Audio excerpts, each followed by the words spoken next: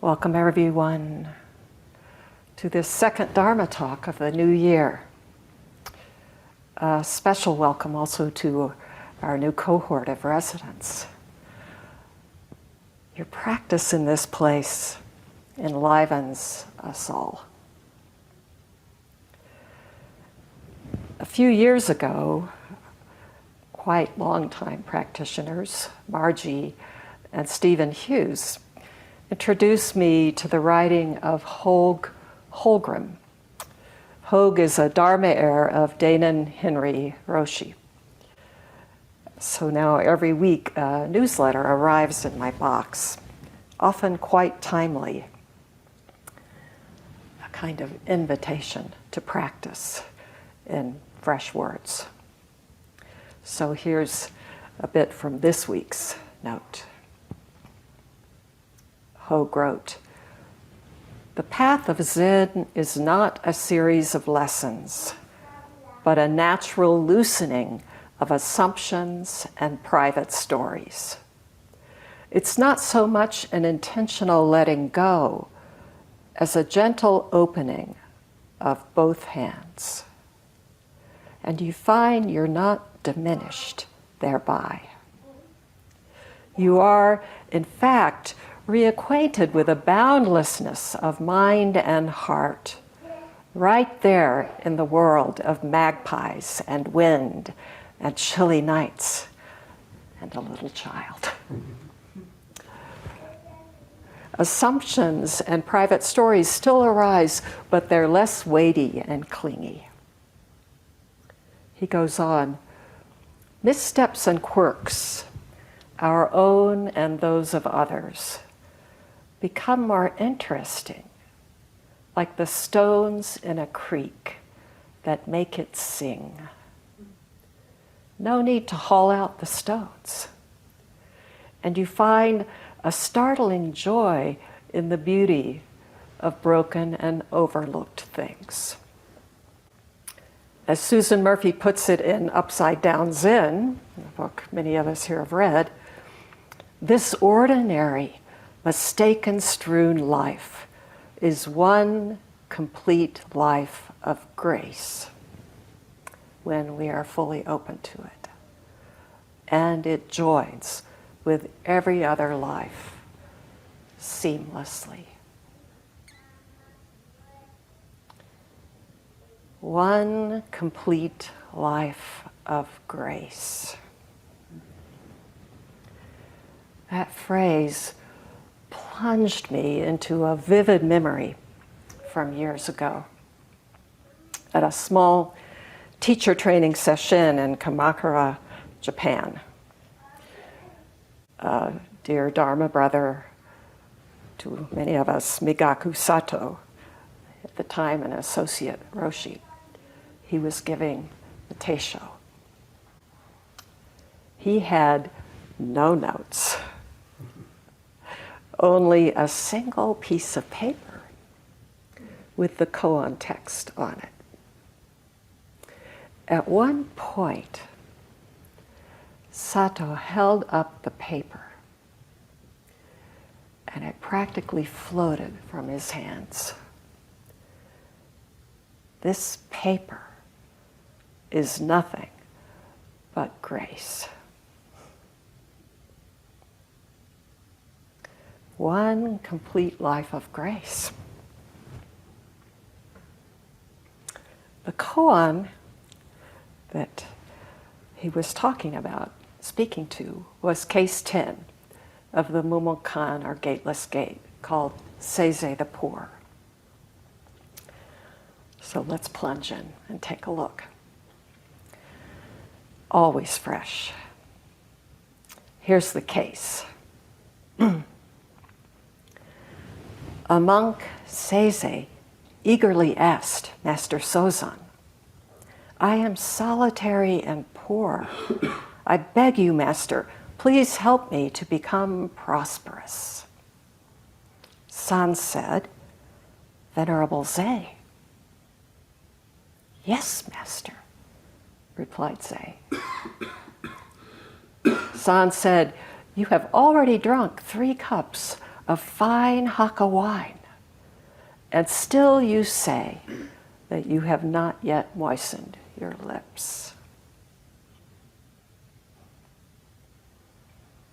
So what is going on in this koan, this Dharma dialogue, that would make a piece of paper leap up to show it one, complete, nothing but grace?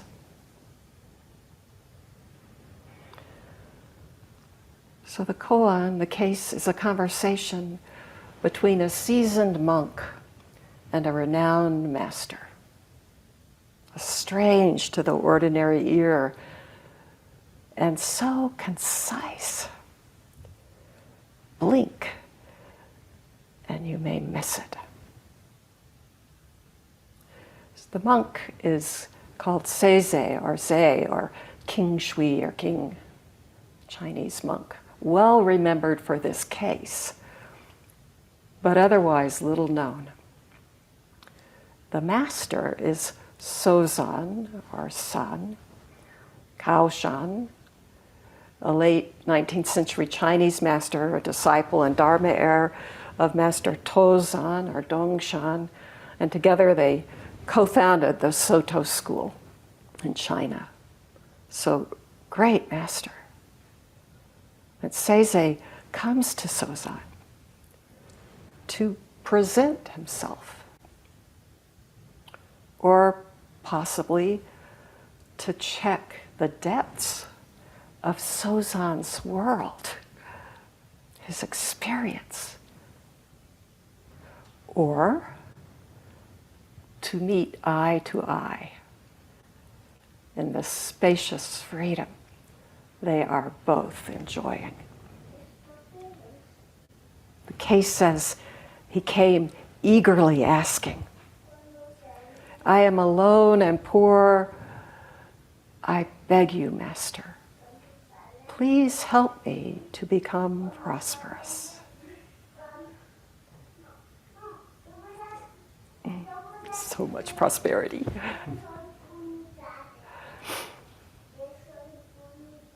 So on the surface, this sounds kind of like an ordinary lament, familiar, a longing that's just part of our human experience. In some way, it's a longing that has brought each of us to this path of practice. Poor, destitute. How readily we entertain the feeling that there is something lacking. Cling to a sense of inadequacy that cuts us off from the world and from one another. We're easily at the ready to judge ourselves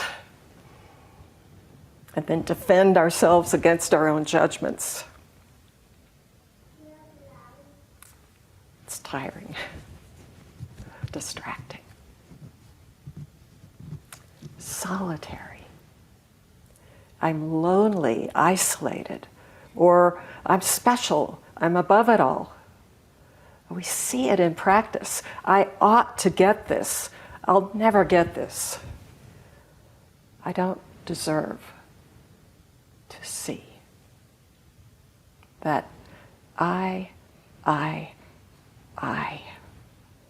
is so alone and poor. Great loss can plunge a person into deep practice. The heart broken open, sometimes all the way open. More often our material needs are met, but we struggle with a deeply conditioned sense of scarcity. No matter how much we may have, it's not enough. It's not to secure ourselves. And our culture reifies this with its message of you are what you have. And then comes the anxiety, actually an insight. No amount of having adds up to complete. Alone and poor. The Buddha spoke to this in his first formal teaching. Call it the Four Ennobling Truths. The first one, often translated, there is suffering. I just remembered a wonderful memory from years ago when I was just really finding my way on this path, pretty deeply into it. And my father, a theologian, and I were just, somehow I was at a home visit, we were together just chatting, and I just said, I think somehow in the context of the conversation, life is suffering. Sort of. And he just said, yes, but not only suffering.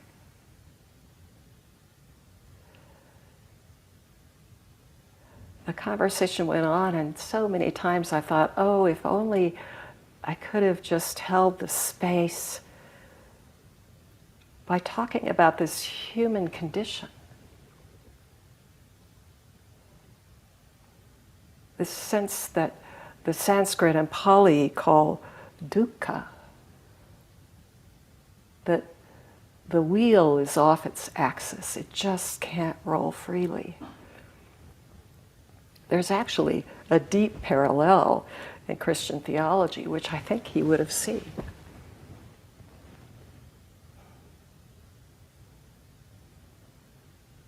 So dysfunctional, dis-ease, dissatisfaction. Because the axle is this I, me, mine, and it doesn't function. It's not real.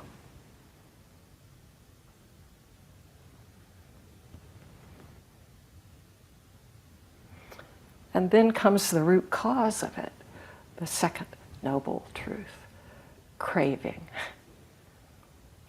I want or I don't want. That separate I again, that axle we set up at the center of our experience. Not actually so. Alone and poor, isolated and lacking. Please fix me. Please give me what you have. I've heard people say that.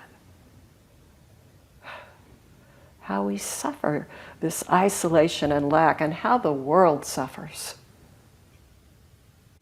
So Seize, this monk, is surely aware of the human predicament, our default condition. But he's a monk, divested of things, a way of life that embraces being apart. So some commentators take his plea as an expression of being completely divested and stuck in emptiness. Master, I have let go of everything. Now what? If that's the case, there could still be an idea of emptiness, an ideal. Master, there is nothing. How then should I live? The koan tradition speaks to this. At least two masters liken it to sitting on top of a 100-foot pole. What view is that trying to convey? If you look all around, and there is nothing.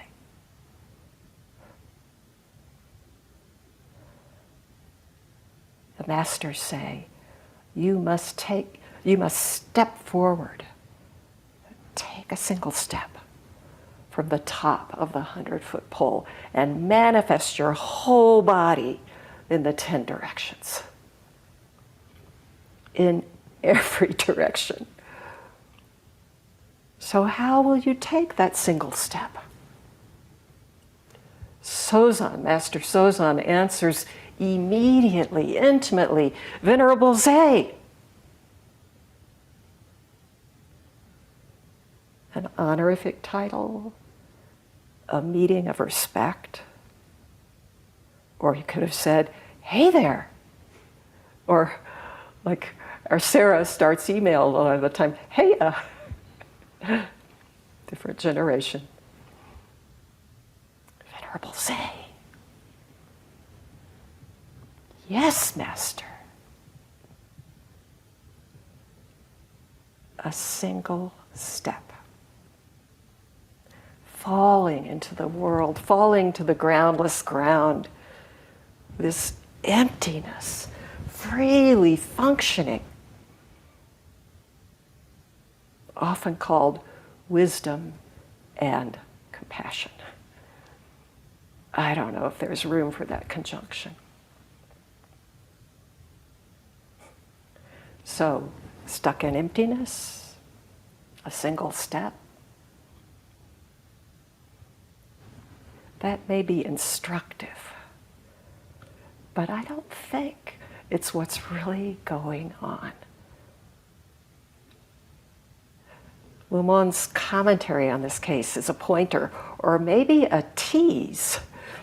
He writes, Seize, monk Seize, is obsequious in tone. But what is his real intention?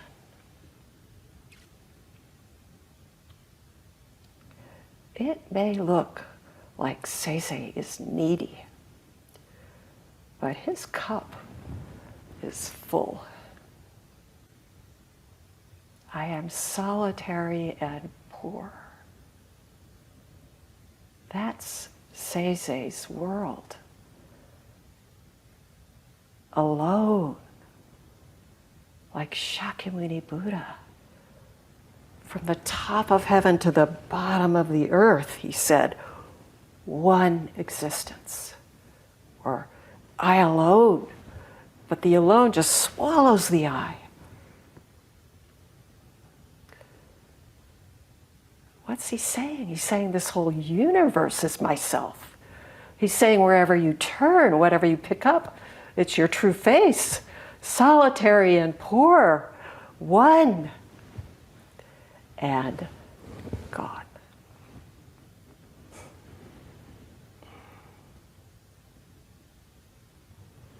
Not gone as in a concept, but the living fact. So what freedom is it that gives Seize to say, I don't have anything.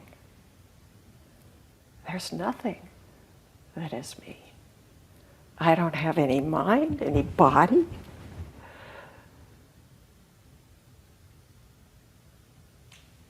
So how can you be poorer than that? I beg you, Master, make me prosperous. Show me the prosperity that's beyond measure. Show and share this world of infinite dynamism. Show me my real life. Venerable Ze. The call. That's it. Yes, Master. The response. Or the single sheet of white paper. Or our sitting, listening, finding our way. Yes, Master. Whole world coming forth. Your whole body here and vast, vast and here. One single, complete life of grace.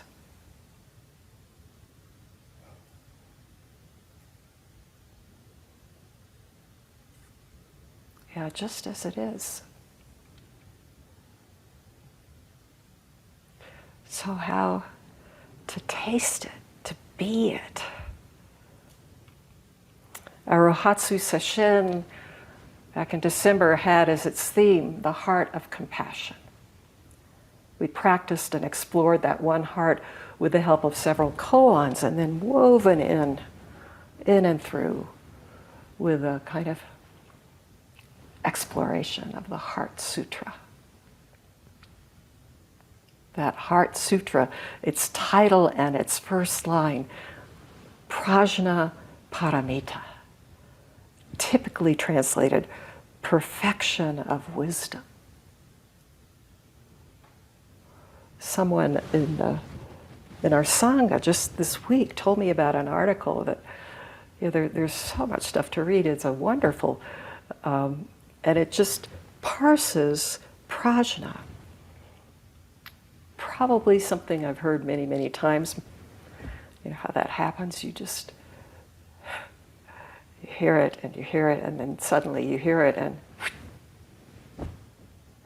so it just struck this week, reading this prajna, that it's composed of two compounds. Pra, which carries the meaning before, and jna, meaning knowing. One way of reading it. Before knowing. The essay is by Pat Enyo O'Hara Roshi. This is a little bit of what she wrote. We call it wisdom, but it is the font of creativity. It is the whole source of life. New ways for the mind and heart to be free, to be spontaneous, to be effective. She goes on to speak of a freshness before the word war, or tyranny, or global warming. Before bigot or racist. Before them or us. It's before my idea of myself and my failures and my triumphs, before all of this, before knowing. Prajna.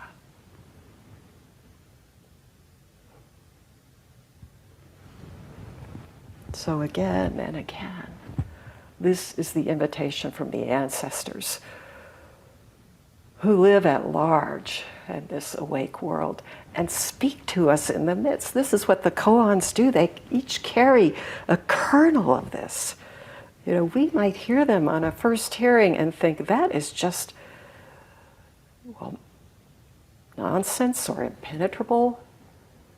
But for them, it's a living conversation where they're presenting back and forth that single sheet of paper. Intimacy.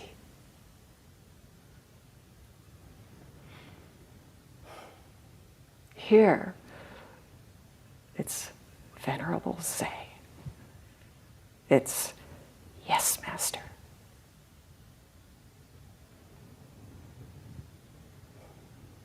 We can do our habit is to try to put some extra meaning there, but just the sound is it. Yes.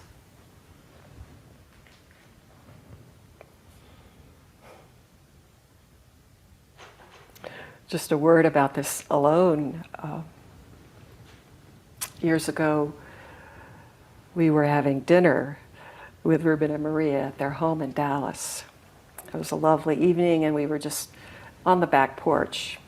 And the meal finished, and Maria and I had decided to offer a little house music, just flute and piano. We were just going to read through a few pieces and then invite people in and have a little house concert. So we went in, and I handed Maria the score. She sat down at the piano, and I got out my flute. And before I turned around, Ruben had come into the room with this big rocking chair that he was there in the corner, and he pulled it up to within just a few feet away, and I sat there. And, good friend, but also my teacher, and out of my mouth came the words, leave me alone. And he just totally said, you are alone.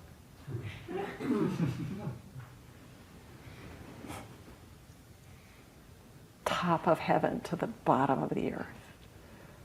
Alone throughout the universe, and every bit of it is you. So what is there to lack?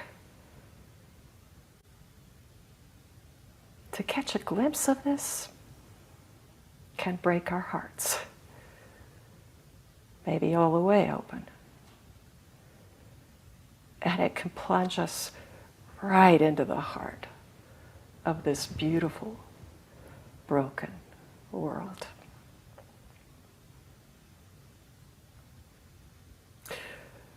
Seize presents himself, and the two meet where there is no ground to stand on. Venerable say, yes, master, you have already drunk 3 cups of the finest Tafa wine, and still you say you have not moistened your lips. Already so. Not just drinking it, soaking in it. So often these talks and this practice, for all of its twists and turns, for the winding path, it comes back to beauty. I want to say unconditional beauty. I mean, even as we rail against the oppressions and apparent limitations of our collective lives, the planet, politics, the tragedies in our midst. But what faculty is it that compels us, that allows us to let beauty all the way in without any dismissal? Alone and poor and not dismissing anything.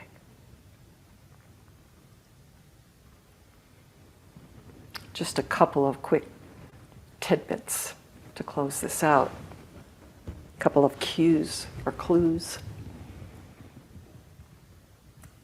One is from Sengai, the 18th, 19th century monk, artist, renegade, and his teachings are recorded. One of them says, "What I call alone is to forget both alone and not alone. And again, to forget the one who forgets. This is truly to be alone." Forget the self, Dogen says, and the whole world comes rushing in. Another clue, comes from a 17th century master, Bankei, also something of a renegade. A student comes to see him with a complaint. "My wisdom is tightly confined within me, and I am unable to make use of it. How can I use it?" And Bankei says, "Come closer, my friend." Sort of his version of Venerable Zay. So the disciple, it said, takes a few steps closer, and Bankei says, "How wonderfully well you are using it. You can't even raise an arm, and yet."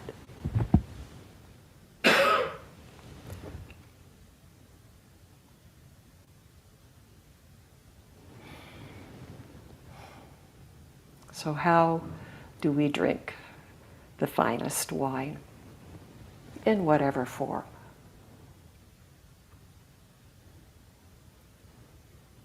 Actually, we're drinking it right now. Nothing at all to imbibe. And yet, taste and see.